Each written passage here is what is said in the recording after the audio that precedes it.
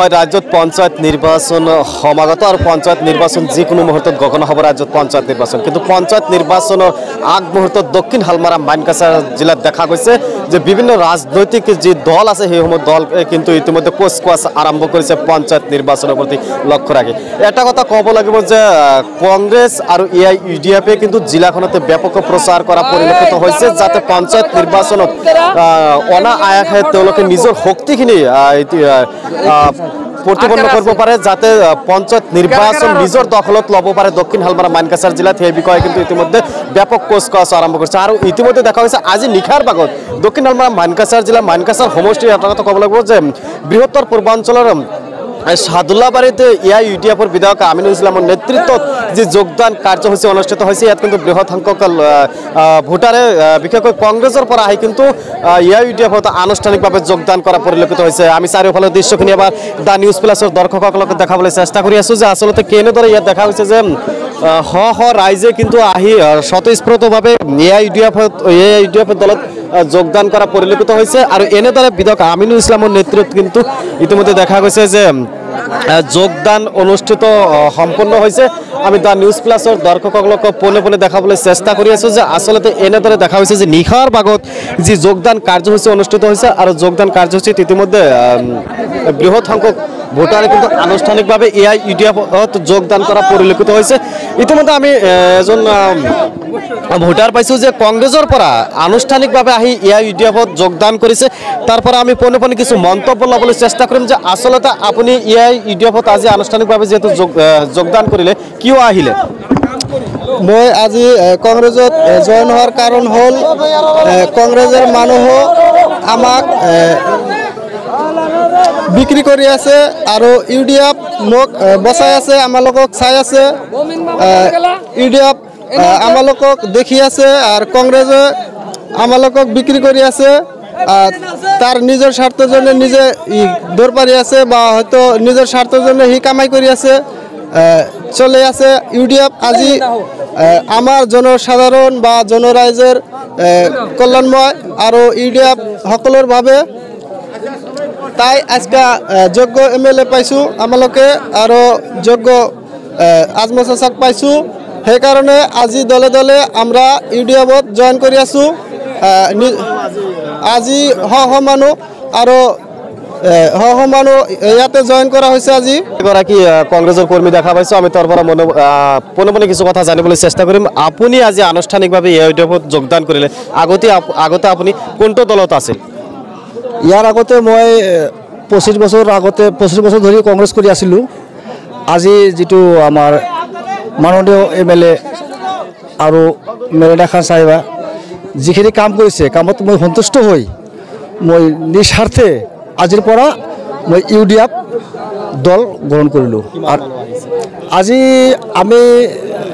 100ৰ ওপৰত মানুহ জইন কৰিলোঁ, 100ৰ ওপৰত মানুহ আমি জইন কৰিলোঁ। এইটো সাদুল্লাবাড়ি 9 নম্বৰ ৱাৰ্ডত, সাদুল্লাবাড়ি 9 নম্বৰ ৱাৰ্ডত।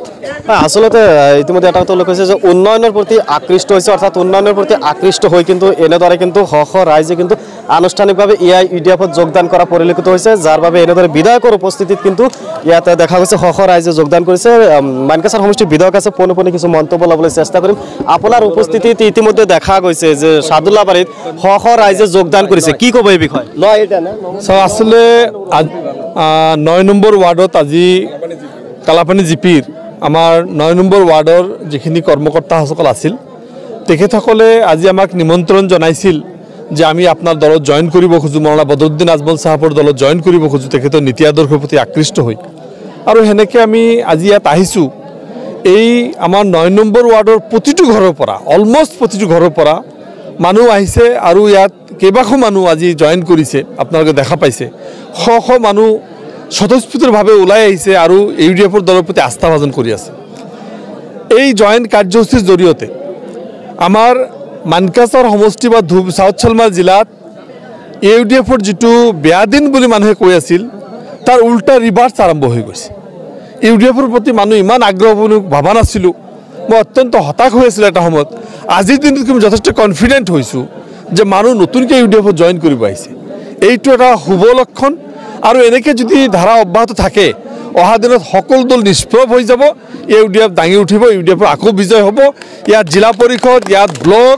ইয়াত MLA ইয়াত MP সকলো ইউডিএফৰ জিকিব আপোনালোকে দেখা পাব আমি আন্তৰিকতাৰে গ্ৰহণ কৰিছোঁ আৰু ৰাইজৰ আজি যেনেকৈ জইন কৰিছে এই ধাৰা অব্যাহত থাকক আৰু তেখেতসকলক আমি একেলগে লৈ অহা দিনত কেনেকৈ শক্তিশালী কৰিব তাৰ কাম কৰি থাকিম ইতিমধ্যে দেখা হৈছে ৰাজ্যত পঞ্চায়ত নিৰ্বাচনৰ আজি দিনবাৰ ঘোষণা হ'ব লাগে ঘোষণা হোৱাই নাই আপোনালোকৰ যি নিৰ্বাচনী কোচকোৱাচ আৰম্ভ কৰিছে দক্ষিণ শালমাৰা মানকাছাৰ জিলাখনক লৈ আপোনালোকে কিমান আশাবাদী চাওক আমি দক্ষিণ শালমাৰা মানকাছাৰ জিলা আমাৰ সদায় আমাৰ দখলত আছিল 3টা ব্লকৰ 2টা ব্লক আমাৰ দখলত আছিল এটা ব্লক কংগ্ৰেছ আৰু AGPয়ে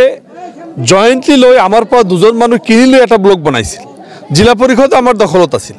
অলমোষ্ট MLA আমাৰ দখলত আজিও আছে MP আমাৰ দখলত আছিল আপোনালোকে জানে কিন্তু এটা হঠাৎ এটা দুৰ্ঘটনাত MP ইলেকশ্যন এইটো হৈছে এই গোটেইখিনি বিষয় লৈ এই জিলা আমাৰ দখলত আছিল আজিও আছে অহা দিনত আৰু শক্তিশালীভাৱে এই জিলা আমাৰ দখলত আহিব আপোনালোকে নিশ্চিন্ত থাকক তেওঁলোকে ইতিমধ্যে প্ৰস্তুতি সম্পূৰ্ণ কৰি চলিছে যিকোনো মুহূৰ্তত পঞ্চায়ত নিৰ্বাচনৰ দিনবাৰ ঘোষণা হ'ব আৰু ঘোষণা হোৱাৰ লগে লগে কিন্তু UDFৰ যিসমূহ নেতা কৰ্মী আছে সকলোৱে কিন্তু সক্ৰিয় ভূমিকা পালন কৰা পৰিলক্ষিত হ'ব আমি দা নিউজ প্লাছৰ দৰ্শকসকলক চাৰিওফালৰ পৰিৱেশখিনি দেখাবলৈ চেষ্টা কৰি আছোঁ যে নিশাৰ ভাগত এনেদৰে যোগদান কাৰ্যসূচী অনুষ্ঠিত হৈছে